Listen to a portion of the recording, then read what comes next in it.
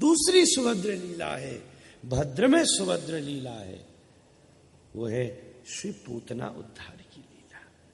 श्री ठाकुर जी ने अपनी नहीं चलाई, जैसी रत्नमाला ने कही थी वैसी ही करी। ये ठाकुर जी को मारवे की इसकी कोई इच्छा नहीं थी। ये तो रत्नमाला ने प्रार्थना करी कि कभी हम ऐसे बालक को दूध पिवाएं, बामन त्रिविक्रम हो गए तो कभी या जहर पिवा दे। ठाकुर जी बोले भाई तू अपनो कर का जैसे तुझे करनो। पर श्री ठाकुर जी ने विष देने वाली उस बकासुर की बहन बकीय को विष देने के बाद में भी सब उसमें से निचोड़ लिया।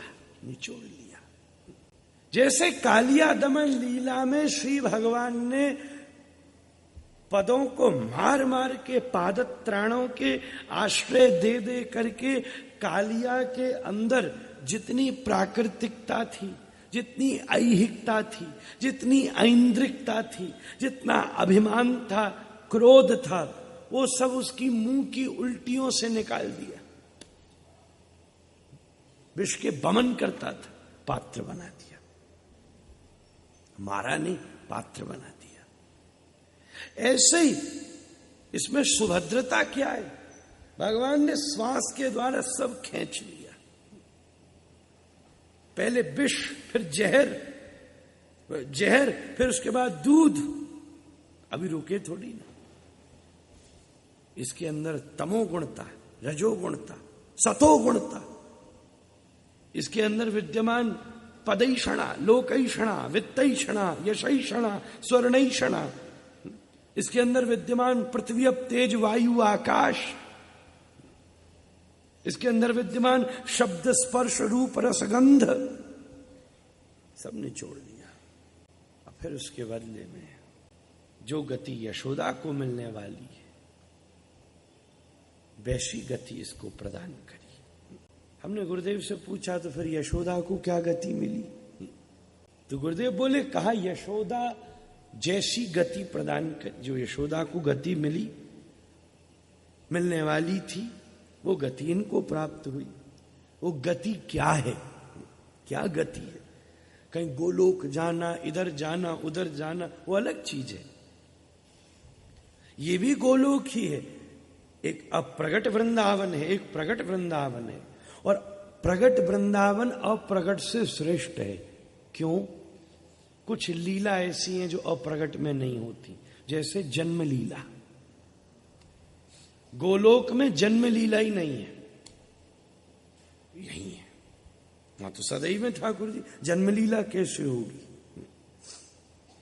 लीला संवरण लीला, वियोग लीला, ये वहां नहीं है, वो यही है केवल।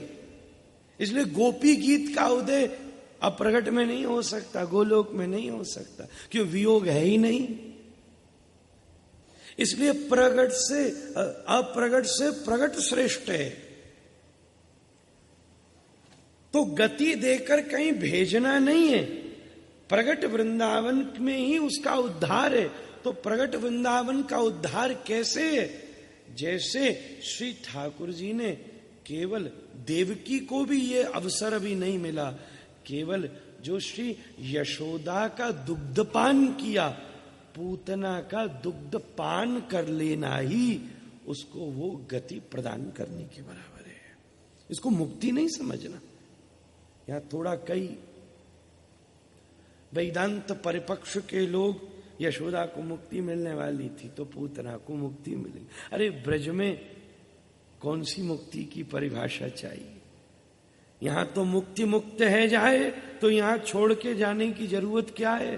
कहीं अन्यत्र नहीं जाना है, यहीं रहना है। उसके स्तनों पर अपने कोमल अधरों को विराजमान कर लेना ही यशोदा के समान उसकी गति का स्वरूप है। कहीं उसकी देही अन्यत्र नहीं गई। इस बात का स्पष्टीकरण अनिवार्य है। ऐसे करुणा वरुणालय, मालूम है जहर लगा के आई है, उसके बाद भी उसका दूध पी लिया। यशोदा की गति क्या है कि यशोदा का दूध पान कर लिया, और यशोदा की कोई गति होने वाली थी भी नहीं, प्रश्नी सुतपा की गति थी। ये तो गोलोक के नित्य सिद्ध वात्सल्य स्वरूप गर्ग संहिता देखो तो वहां नित्य सिद्ध श्री नंद यशोदा विद्यमान है। ये सारे सखा, ये सारी सखियों की कोई गति नहीं, कोई नित्य सिद्धों की गति थोड़ी ना है ललिता विशाखा की रास में। वो तो सदैव गतिमान है। इनमें गति किनकी हुई है? साधन सिद्ध दंडकारण्य के ऋषियों की। और गति कैसे हो गई? वृंदावन में गोपी बन के प्रकट होकर रास में प्रवेश कर रही। ये गति का स्वरूप है। इसलिए कोई ब्रह्म में विलीन नहीं हो गई पूतना, स्पष्ट कह दे रहे। कोई उसको वैकुंठ नहीं मिला। यहां तो कहा करूं वैकुंठ ही जाए, कोई वैकुंठ नहीं मिला। गोलोक आदि की प्राप्ति, उसकी गति ही ये है कि जहर लगने के बाद भी ठाकुर जी ने कंच की उन्मीलन कराई के और वह के स्तनन पे अधर रख के वह को दूध पी लियो। यही उसकी गति को स्वरूप है। महाराज वह के ऊपर ये सुनते ही सुखदेव जी परमानंद का अनुभव कर गए। एक बात समझने वाली है, आकर्षण ब्रज लीला में ही है। इसलिए सुखदेव सरी के निवृत्ति परायण महात्मा, जो ये तक नहीं जानते स्त्री पुरुष में भेद क्या होता है, खुद भागवत की चर्चा है, नाती स्त्रियों को देख करके भी आगे बढ़ गए। उनके हृदय में भी आकर्षण का उदय हुआ तो ब्रजरस के आस्वादन से हुआ। इसलिए कृष्ण कथा का रस श्री वृंदावन कृष्ण कथा का ही रस है। ब्रज रस के प्रसंग की स्थापना के लिए तो श्री भागवत जी का निर्माण हुआ है। श्री कृष्ण के प्रसंग तो महाभारत में कम है क्या? नारद जी यही कह रहे हैं। श्री वृंदावन के कृष्ण की दिव्य रास आदि की दिव्य चर्चा आप अवस्थित करो, यही भागवत के मुकुटमणि प्रसंग है। जैसे किसी को हार खरीदना हो तो डिब्बा संग आता है, डिब्बा भी कीमती होता है, सजा हुआ वेलवेट का, उसके मध्य में हार होता है। भागवत के संपूर्ण प्रसंग संग में ही आए हैं, पर इस संपूर्ण प्रसंगों के मध्य में रखा हुआ हार तो श्री ब्रजचंद्र नंद नंदन की चर्चा है। महाराज त्यज्य कुछ भी नहीं है, सब आस्वादनीय है। ये सुन करके श्री सुखदेव जी भावुक हो पड़े और बैठकर सुप्त प्रबुद्धन न्याय से, क्योंकि सुखदेव जी ये पहले से जानते हैं, इसके आदि वक्ता हैं। वृंदावन में श्री राधिका से सुने या अमरनाथ से अमर कथा के रूप में सुने हैं, इसलिए पूर्व से मालूम है। इसलिए व्यास जी के चरणों में बैठकर केवल जो सुप्त भागवत थी उन्होंने उसको फिर से प्रबुद्ध करके विद्यमान कर दी। ये समझ लो, उसकी क्रमावली समझ ली। 3 आवृत्ति सुखदेव जी ने आस्वादन करी और मंगलमय भाव से श्री सुखदेव प्रभु श्रीमद् भागवत के अनंत श्लोकों का गान करते हुए विद्यमान हैं, विचरण कर रहे हैं। भागवत के अग्रिम अध्यायों में महाभारत के प्रसंगों का उल्लेख हुआ, जहां सोते हुए बालकों की हत्या कर दी गई। भगवान गर्भ में अश्वत्थामा ने ब्रह्मास्त्र छोड़ा तो भगवान ने परीक्षित की रक्षा करी। सब व्यवस्थित होने पर जाने का निर्णय किया तो बुआ कुंती ने स्तुति करी। नमस्ये पुरुषम त्वाद्यम ईश्वरम प्रकृति परम अलक्षम सर्वभूतान अंतर्बहिरवस्थितम माया जवनिका छन्नम मज्ञाधोक्षजमव्ययम् न लक्ष्यसे मूढदृशा नटो नाट्यधरो यथा तथा परमहंसानां मुनीनाम् अमलात्मनां भक्तियोगविधानार्थं कथं पश्येमहि स्त्रियः कृष्णाय वासुदेवाय देवकी नंदनाय च नंदगोपकुमाराय गोविन्दाय नमः पंकजमालाय नमः पंकजनाभाय नमः पंकजमालिने नमः पंकजनेत्र नमस्ते पंकजांग यदा ऋषिकेश खलेन देवकी कंसेन रुद्रातिचिरं सुचार्पिता विमोचितां च सहात्मजा त्वयैव नाथेन मुहुर्विपद्यः विषान्महाग्ने पुरुषाददर्शनात् असत्सभाया वनवासकृच्छत मृदे मृदेनेकमहारथास्तुति द्रोण्यश्चितश्चास्म हरिभिरक्षितः विपदः सन्तु न श्वश्वत्तत्तु तत्र जगद्गुरु भवतो दर्शनं यस्यात् पुनर्भवदंशु गोप्या ददे त्वयि कृतागसिदाम तावत् या ते दशासु प्रललाञ्छन सम्भ्रमाक्षम् वक्त्रं निनीय भयभावनया स्थितस्य सा मां विमोहयति भिरपि यद्विभीति श्रीकृष्ण कृष्ण सख विष्णु स्वभावनितृ विराजन्यवंशदहनान् अपवर्गवीर्य गोविन्द गोद्विजसुरार्तिहरावतार योगेश्वर गुरो भगवन्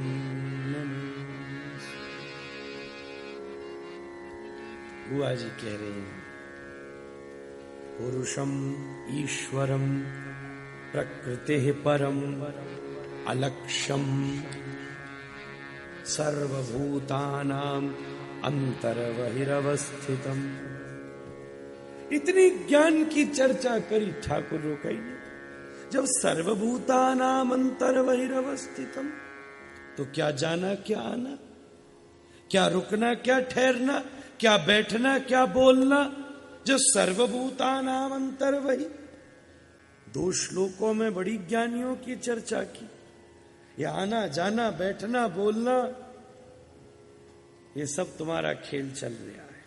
नटो नाट्यधरो यथा। बाद में कहती जैसे आवाज देना रुके ना कोई, बाद में स्वयं कहती इससे ठाकुर जी नहीं रुकेंगे, हम ज्यादा क्या जाने। कथम पश्येमहि स्त्रियः।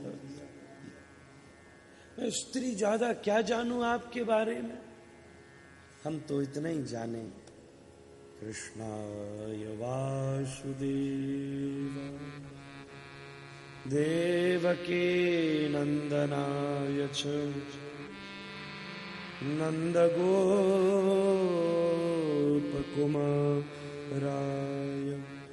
गोविन्दाय नमः।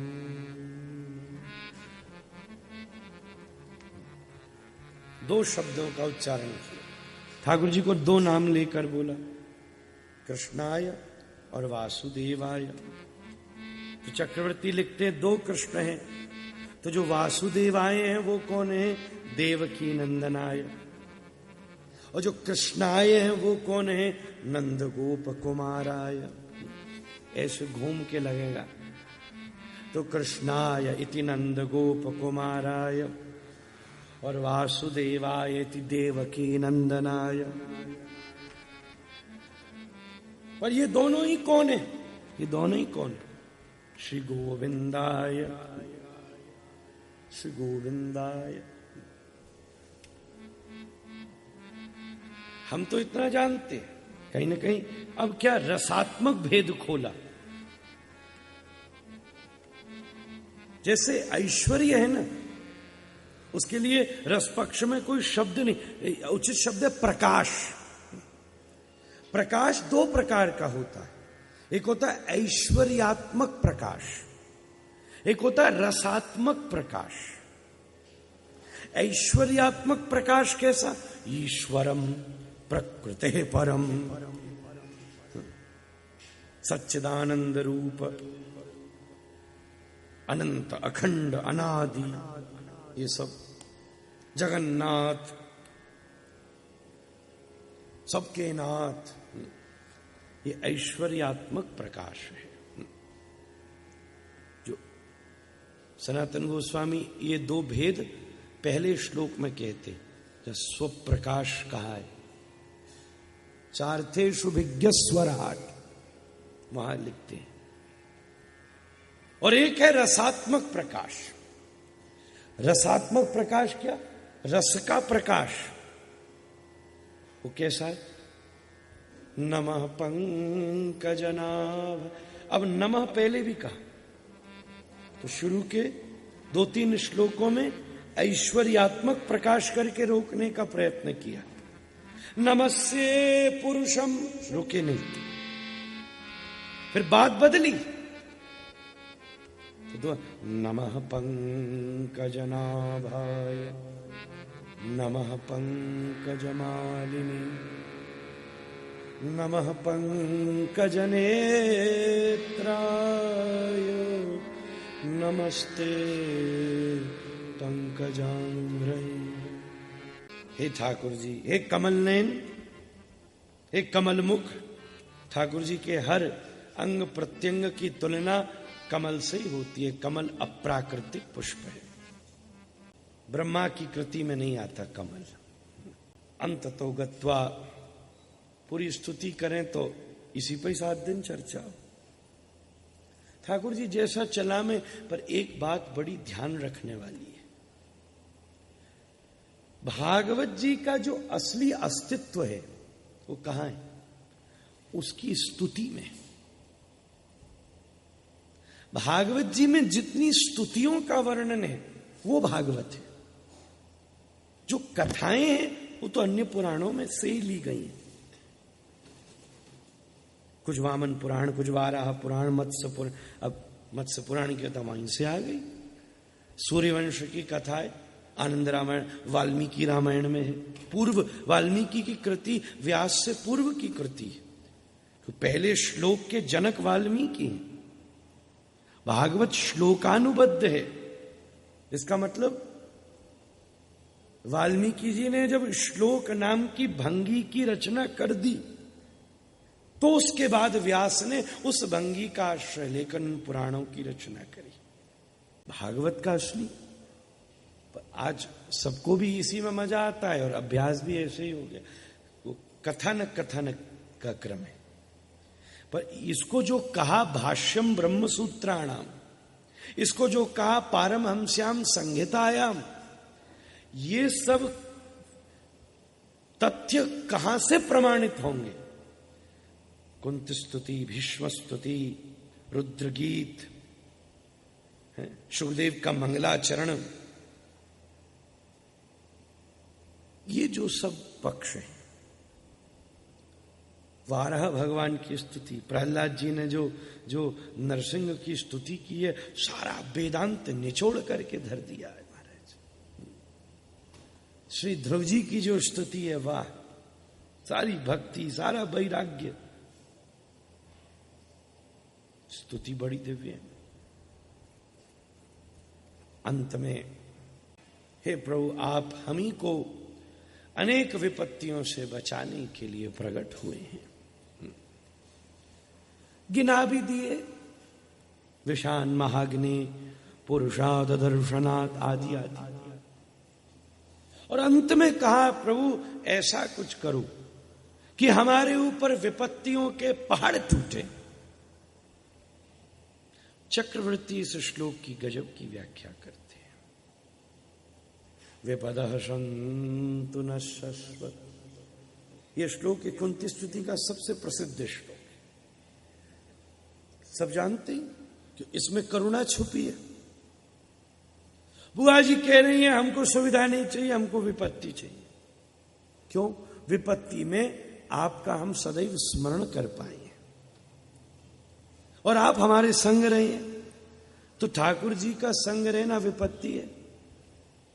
वो विपत्ति ही कहां है जो ठाकुर जी के संग ले आए। और असल बात यह है, भजन का विपत्ति या संपत्ति कोई कारण नहीं हो सकता। कोई इसलिए भजन करे क्योंकि जीवन में बहुत विपत्ति है, तो भजन का कारण बहुत अधो है। कोई इसलिए भजन करे क्योंकि जीवन में भजन से हमारी संपत्ति सुरक्षित है, स्वार्थी है। विपदः सन्तु, चक्रवर्ती लिखते हैं यहां विपद से बुआ का मतलब विपत्ति नहीं है। बुआ का मतलब है ठाकुर जी हमें क्या चाहिए, हम आपकी बुआ हैं, हम आपकी बड़ी हैं। आप हमको कल जब आए और अभी अभी चले हो, अभी अभी जा रहे हो हमको छोड़ के, आपने हमारे चरणों में प्रणाम किया, हमने आशीर्वाद भी दिया। ये रसलीला है, ठाकुर जी प्रणाम करें, बुआ आशीर्वाद दे। पर हम तुम्हारा सब भेद जानती हैं, तुम कौन हो। इसलिए तो कह रही हैं पुरुषं त्वाद्यं ईश्वरं प्रकृते परम। तुमने प्रणाम किया, हमने आशीर्वाद दिया, पर ये नहीं समझना कि हमको नहीं मालूम क्या। यथा ऋषिकेश खलेन देवकी कंसेन रुद्धात् चुरं सुचार्पिता विमोचितां च सहात्मजा विभो त्वयैव नाथ मुहुर्विपद्गण। आप क्या जानते, हमको ये नहीं मालूम है कि विष से आपने भीम की रक्षा की। अब लीला देखो तो यहां कृष्ण की कोई भूमिका नहीं है, ठाकुर जी मौजूद भी नहीं। भीम को जहर दे के धकेल दिया, वो तो रिश्तेदारी निकल गई, तो अमृत पिला के वापस भेज दिया। महाग्नि, लाक्षाग्रह, लाक्षाग्रह में गोविंद की क्या भूमिका है? विदुर की भूमिका है। एक दूत से पता चल गई तो विदुर ने दूत भेज के गुफा खुदवा दी, आग से बच गए। वनवास के समय वनवास कृच्छत, ये बड़े बड़े असुर राक्षस आए, इसमें गोपाल की क्या भूमिका? यक्ष आदि से तो युधिष्ठिर तर्क करके जीता, उसमें युधिष्ठिर का विवेक। हिडिंबा आदि से भीम युद्ध करके जीता, तो उसमें भीम का पराक्रम। केवल 3 जगह गोविंद की प्रत्यक्ष भूमिका है। वैसे 2 ही कहा जाए तो ठीक है, पर वो भी अप्रत्यक्ष ही हैं। कौन सी? असत सभाया। असत सभा कौन सी सभा को कहा है? असत सभा लगी, कौन सी सभा? जहां द्रौपदी के ऊपर अत्याचार हो रहा है।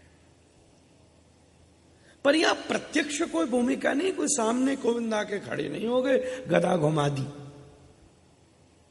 वो तो गुपचुप पीतांबर फेंक के लपट गया, इसको कोई देखा, किसी ने नहीं जाना। इसका खुलासा तो केवल विदुर ने किया। बात किसको समझ में नहीं आ रहा?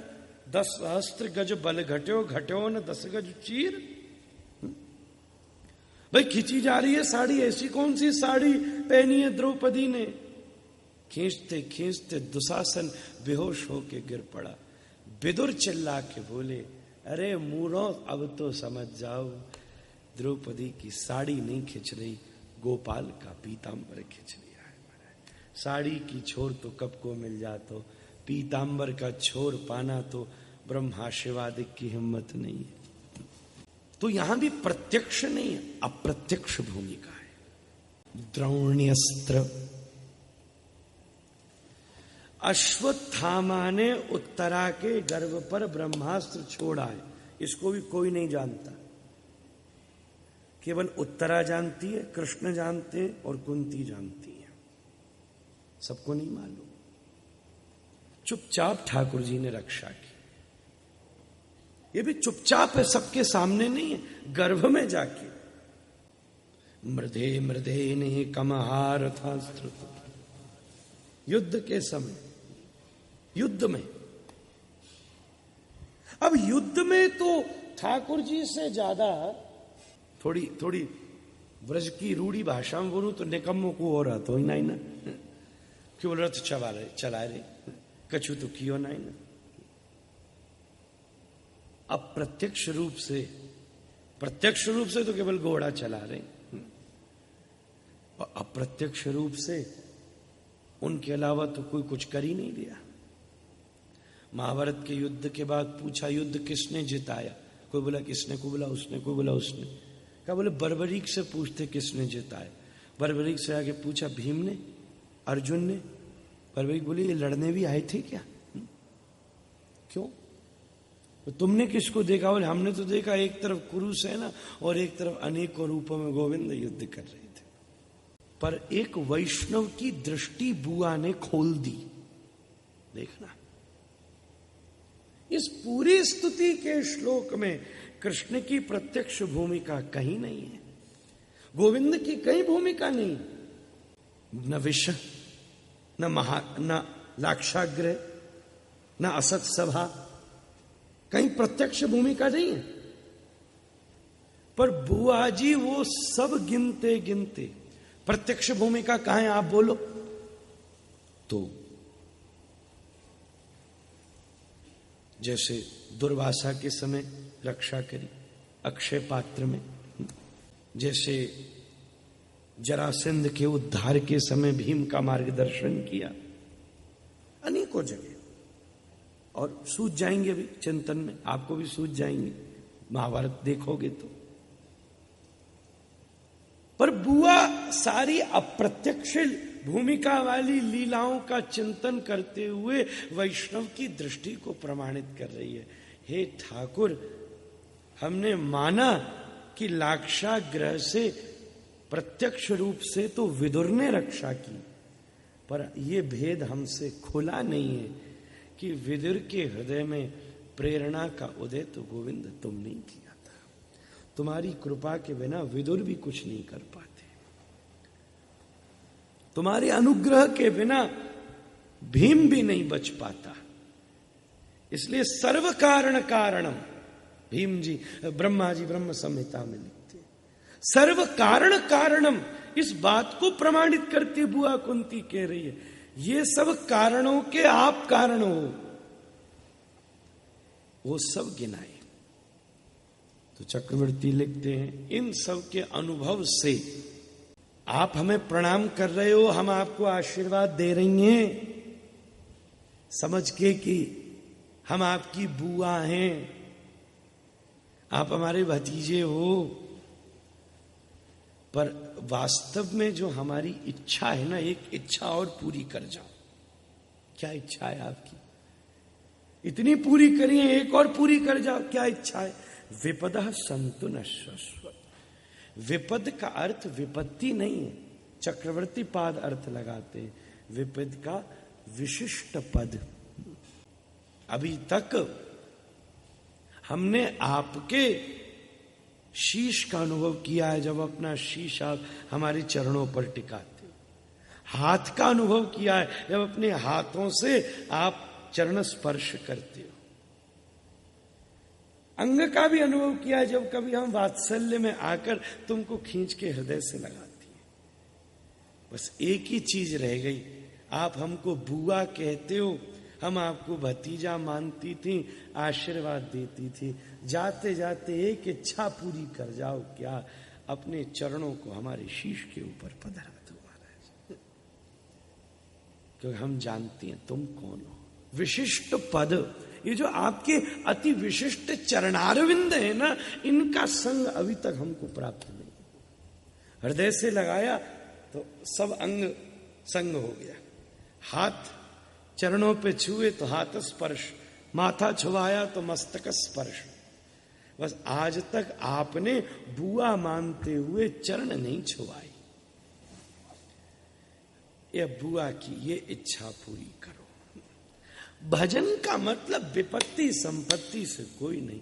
विपत्ति और संपत्ति तो हानि लाभ जीवन मरण यश अपयश विधि हाथ, वो तो प्रारब्ध का खेल है। अभी जो हमारे जीवन में परिस्थिति है वो वास्तव में विपत्ति है कि वो वास्तव में संपत्ति है, इस बात का भी निर्णय कोई कर नहीं सकता। हम अपने विचार से सोच रहे हैं तो हमको विपत्ति लग रही है। हो सकता है इस समय होने वाली ये विपत्ति थोड़ी दिन के बाद में बड़ी बढ़िया हुआ।